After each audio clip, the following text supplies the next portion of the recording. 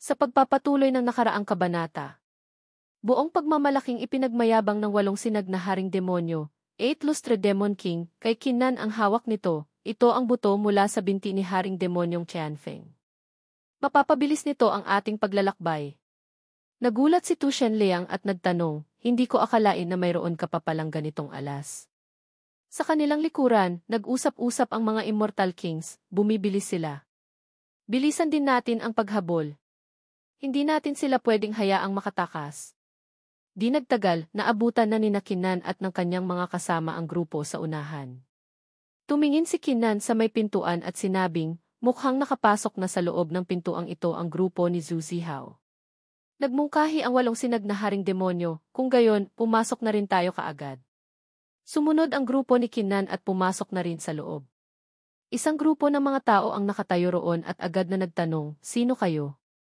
Hindi na nagsalita pa si Kinnan. Itinaas niya ang kanyang kamao at sa isang suntok lang, tumalsik ang dalawang lalaki.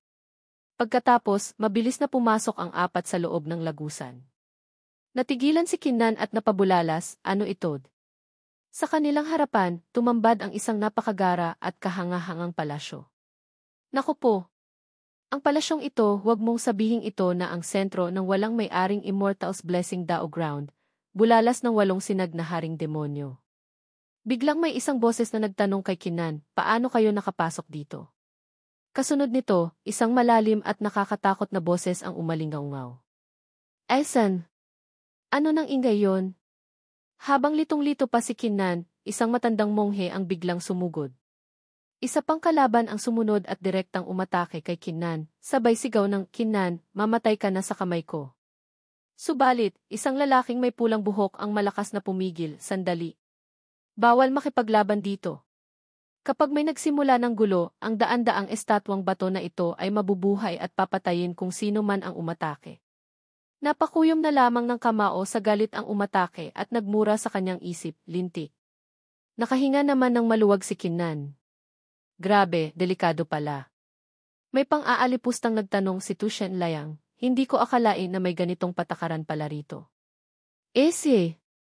Anong klaseng mga walang kapantay na pinuno kayo? Bakit parang mga duwag kayong lahat? Nakakahiya. Sobrang nakakahiya. Sa mga kalabang tulad ninyo, wala man lang akong ganang kumilos. Galit na sumigaw ang kalaban, ikaw. Sinamantala ni Tu Shenliang ang pagkakataon para lalong mang-asar, anong ikaw? May mali ba sa sinabi ko? Sabihin ko sa inyo, kanina hindi kami tumatakas. Pinaglalaruan lang namin kayo. Kung totoong lalaban ako, sa isang grupo lang ng mga walang kwentang tulad ninyo. Napailing na lang si Kinnan sa kanyang isip, hindi na ba titigil sa pang-iinis ang isang ito? Agad namang tinakpan ng walong sinag na haring demonyo ang bibig ni Tu Shenliang at sinabing, tama na, tama na. Huwag mo na silang patulan.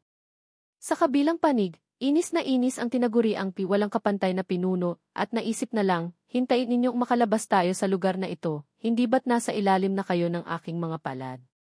Hahayaan ko muna kayong magyabang pansamantala. Sinabi ng matandang monghe sa kanyang mga kasama, tara, pumasok tayo sa palasyong iyon at tingnan natin. Ikinumpas din ni Kinnan ang kanyang kamay at sinabi sa kanyang mga tauhan na sumunod. Sa bungad ng palasyo ng salamin, Glass Palace, kusang pumila ang lahat para pumasok. Nagsalita ang lalaking may pulang buhok, nakarating na kami rito kanina at natuklasan naming napakatibay ng palasyong ito. Kahit gamitin pa namin ang aming buong lakas sa pag-atake, hindi namin mabuksan ang malaking pinto. Hindi ko alam kung kaya ba itong buksan ng mga nakatatandang hari ng Immortal King. Isang matandang lalaki ang nagsalita at nag-alok, hayaan ninyong subukan ko. At sa isang kumpas ng kanyang kamay, isang malakas na liwanag ang lumabas. Boom! Isang napakalakas na puwersa ang tumama sa pinto, ngunit wala itong naging epekto. Sumubok din ang kalbong matanda, ngunit pareho lang ang naging resulta. Napabuntong hininga ang lalaking may pulang buhok, pati ba naman ang mga hari ng Immortal ay hindi kayang buksan itong palasyo ng salamin. Sinuri ng walong sinag na haring demonyo ang sitwasyon, para mabuksan ang malaking pinto ng palasyo ng salamin, kailangan ng hindi bababa sa 30 walang kapantay na pinuno, peerless overlords, na magsasama-sama. Bukod pa riyan, kailangan ding gumamit ng ilang hindi pangkaraniwang mga sandatang espiritual, Dao weapons. Nagulat si Kinnan at napabulalas, ganoon palad. Sa may pintuan ng palasyo ng salamin, sinabi ng matandang hari ng immortal sa monghe, ang palasyo ng salamin na ito ay mahiwaga at kakaiba, siguradong nakita ninyo na rin. Bakit hindi natin tawagan ang ating mga angkan para magpadala ng mas maraming tao para tumulong? Sumang-ayon ang matandang monghe, wala akong tutol. Ganoon din ang sinabi ng iba. Sa kabilang banda, malamig na umismid si Tushen Layang, Difi. Isang grupo ng mga walang silbi. Balak ko sanang kumilos, pero dahil may naisip na kayong paraan, magpapakumbaba na lang ako. Binalaan siya ng 8 sinag na haring demonyo, hoy, hanggang ngayon ba naman ay naghahanap ka pa rin ng gulo? Hindi mo ba naiisip na kapag dumating ang mahigit 30 walang kapantay na pinuno, makakaligtas pa kaya tayo? Tumawa ng malakas si Tushen Layang, haha. Sa tingin mo ba natatakot ako? Nagpaalala si Kinnan, kahit pa ang kataas-taasang Panginoon ng Siyam na Langit, named Heaven Supreme, ang dumating, hindi ako aalis. Sinabi ng isang matandang hari, may balita mula sa ating sekta na may malaking kababalaghan ang naganap sa silangang rehiyon at kanlurang rehiyon. Ang monghe naman, na tila banal ngunit may maitim na balak, ay nagsabi, Amitabha. Mukhang ang ibang mga walang kapantay na pinuno ay darating sa loob lamang ng ilang oras. Naisip ni Kinnan, ang kababalaghan sa silangang rehiyon ay malamang na dahil kaihwalan bae. Pero bakit may kababalaghan din sa kanlurang rehiyon? Hindi pa naman ako nakakarating doon. Sa sandaling iyon, lumingon ang lalaking may pulang buhok at nagsalita kay Kinnan, kapatid na Kinnan, matagal ko nang naririnig ang iyong pangalan. Ngayong nakilala na kita, tunay ngang hindi ka pangkaraniwan. Nagtanong si Kinnan, sino ka? Sinabi ng lalaking may pulang buhok kay Kinnan, ako si Zhu Zihao, mula sa nag-aalab na tribo ng apoy, Blazing Flame Tribe. Ikinumpas ni Kinnan ang kanyang kamay at sinabi, kapatid na Zhu, sabihin mo na kung ano ang gusto mo, hindi na kailangan pang maging formal. Sumagot si Zhu Zihao, matalino ang tunay si kapatid na Kinnan. Kung gayon, magiging direkta na ako. Nabalitaan kong may hawak kang isang pambihirang immortal na sable, at nagkataon namang mahilig ako sa mga sable. Naisip ni Kinnan, paano nalaman ni Zhu Zihao? Huwag mong sabihing ipinagbili ng Wanzhong Immortal Building ang impormasyon ko sa kanya. Nagmungkahi si Zhu Zihao, kapatid na Kinnan, nangangahas ka bang makipaglaban sa akin? Kung matalo ka, ibigay mo sa akin ang sable na iyon. Nang marinig ni Kinnan na may gustong kumuha ng kanyang heaven-shattering saber, sumigaw siya, ano bang pinagsasabi mong kalokohan? Ngunit, inilabas ni Zhu Zihao ang isang punla ng apoy, fire seed, at sinabi, syempre, kung ako naman ang matalo, itong punla ng apoy na lila-ningning na immortal, purple glow immortal flame, ay magiging sa iyo. Nang makita ni Kinnan ang punla ng apoy, siya ay bahagyang nag-alinlangan. Punla ng apoy na lila-ningning na immortal. Napamura sina Tushen Layang at ang 8 sinag na haring demonyo, lintik. Iyan ang apoy na kabilang sa 10 pinakamalakas sa nag-aalab na tribo ng apoy. Mukhang malaki talaga ang pusta ng Zhu Zihao na ito para lang pumayag si Kinnan sa laban. Ang ibang mga naroroon ay nagsimulang manguyam, Kinnan, ikaw ang numero 1 immortal sa kasalukuyan. Hinahamon ka ni Zhu Zihao, hindi ka naman siguro takot, di ba? Tama. Bilang numero 1 immortal, paano mo naman matatanggihan ang isang hamon? Nang makita ni Kinnan na sinasadya siyang galitin ng mga ito, masaya siyang sumagot, dahil ganyan kaprangka si kapatid na Zhu, paano naman ako tatanggi? Ang problema lang, hindi tayo pwedeng maglaban dito. Saan natin ito gagawin? Nagmungkahi si Zhu Zihao, bakit hindi tayo gumawa ng sumpaang immortal demonyo, immortal demon oath? Pagkalabas natin sa tansong pintuan, doon tayo maglaban. Sana rin ay igalang ako ng mga nakatatanda rito at hayaan tayong gumawa ng sumpaan, at huwag sanang pakialaman si Kinnan habang naglalaban kami. Kapatid na Kinnan, sa tingin mo ba ay ayos lang iyon? Tuwang-tuwa si Tushen Layang na nakatayo sa gilid at sinabing, maganda yan. May mapapanood na namang magandang palabas? Naisip naman ni Kinnan, kahit pagustuhin nilang sirain ang sumpaang immortal demonyo, sa kanilang kakayahan, tiyak na hindi nila iyon magagawa sa loob ng 1 oras. Kaya itinuro niya ang kanyang daliri kay Zhu Zihao at sinabing, sige, pumapayag akong makipaglaban sa iyo. Pero babalaan na kita, ang kasalukuyan kong antas ng cultivation ay nasa rurok na ng immortal na lupa, peak earth immortal, at ang aking pundasyon ng dao ay nahubog ng muli. kaya't gamitin mo na ang lahat ng iyong kakayahan. Nang marinig ito, nagulat si Zhu Zihao at nagtanong, ano? Nahubog mo nang muli ang iyong pundasyon ng Dao. Sinabi muli ni Kinnan, kung sa tingin ni kapatid na Zhu ay hindi na maginhawa para sa iyo ang makipaglaban, ayos lang din sa akin. Nagsimulang mag-alinlangan si Zhu Zihao. Lalaban ba ako o hindi? May pagkakataon pa ba akong manalo? Pero kung aatras ako hindi pwede. Ako ang pangunahing disipulo ng nag-aalab na tribo ng apoy, paano ako aatras ng ganito? Kaya masaya niyang sinabi, dahil ako ang nag-umpisang humamon, natural na walang dahilan para umatras ako. Kung sino ang mananalo at matatalo ay hindi pa natin alam. Ngunit, biglang sumingit ang matandang hari ng immortal at pumigil, sandali. Kinnan, ikaw ang numero 1 immortal na nakatalo sa 20 hanggang 30 walang kapantay na henyo noon. Medyo hindi patas kung lalabanan mo lang mag-isa si Zhu Zihao. Ganito na lang, ikaw mag-isa laban kay Zhu Zihao at sa 4 pang walang kapantay na henyo, pwede ba? Nang makita ni Kinnan na 4 lang naman ang idadagdag, naisip niyang hindi ito problema, kaya pumayag siya, kung payag sila, syempre. Ngunit, agad na tumalon at tumutol ang 8 sinag na haring demonyo. Hindi pwede. Isang punla ng apoy na lilaningning na immortal lang ang inilabas ninyo, tapos gusto ninyo 5 laban sa isa.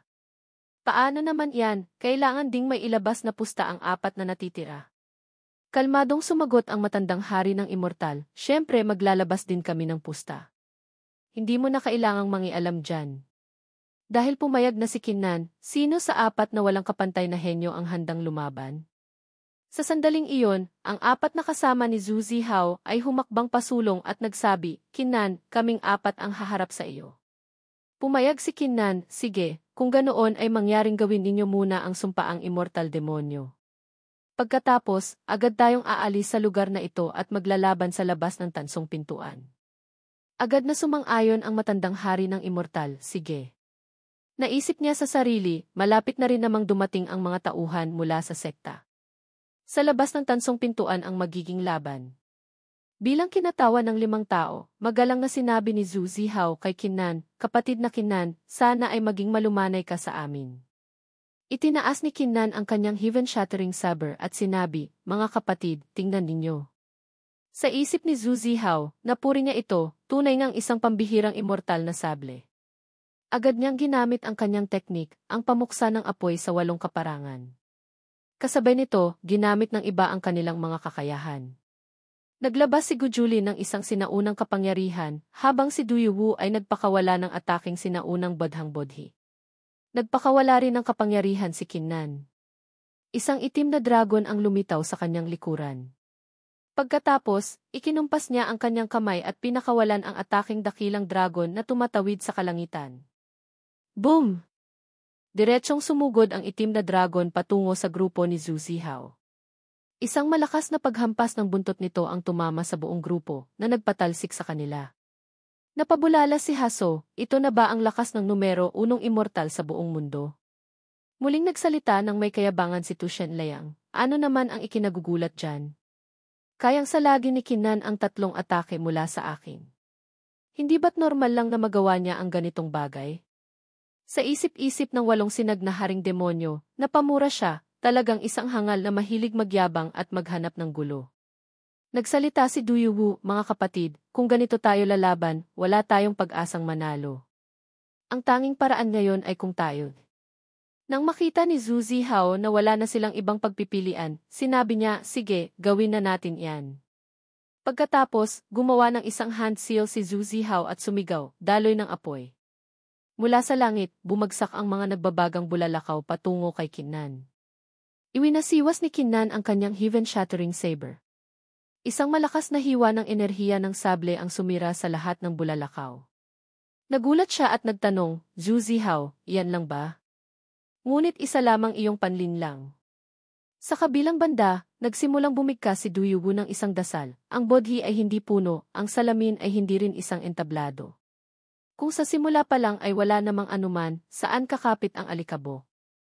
Isang puno ng bodhi ang mabilis na tumubo sa kanyang likuran, at sa isang iglap ay naging isang malaking puno na ito. Pagkatapos, isang malakas na liwanag mula sa puno ng bodhi ang bumuhos patungo kay Kinnan. Naisip ni Du Yuhu, kung gamitin ko ang ataking ito sa isang ordinaryong cultivator, tiyak na magugulo ang kanyang isipan. Ang kaso lang, kung gusto mong galawin ang kalooban niya, malayo pa ang kailangan mong lakbayin. Gaya ng inaasahan, sinabi ni Kinnan hindi sapat. Iwinasiwas niya ang heaven-shattering saber sa kanyang likuran, hinila ang lahat ng liwanag, at ibinalik ito ng may kasamang malakas na hiwa patungo kay Du Yuhu. Swoosh! Tumalsik si Du Yuhu na umuubo ng dugo dahil sa lakas ng hiwa ng sable, at ang puno ng bodhi ay ganap na nawasak. Ngunit sa sandaling iyon, pinag-krus ni Zhu Zihao ang kanyang mga kamay at nagsabing, Kinnan, nahulog ka sa bitag. Sa ilalim ng mga paa ni Kinnan, isang pormasyon ang unti-unting nabuo at ikinulong siya sa loob. Ang pangalan ng pormasyon na ito ay ang dakilang pormasyon ng apat na banal na lumalaban sa langit. Nang makulong si Kinnan sa gitna, apat na anino ang sabay-sabay na sumugod mula sa apat na direksyon. Mula sa labas, nasisiyahang pumuri ang matandang hari ng immortal. Magaling! Naisip niya, sa ganitong paraan, ang apat na sinaunang santo at ang apat na nagtayo ng pormasyon ay maaaring magtulungan para harapin si Kinnan. Sa tulong mula sa loob at labas, paanong hindi nila mapapatay si Kinnan? Sa loob ng pormasyon, nanatiling kalmado si Kinnan. Dahan-dahan niyang itinaas ang kanyang heaven-shattering saber, at pinakawalan ang kanyang atake, ang unang hiwa ng maklangit na pagkawasak.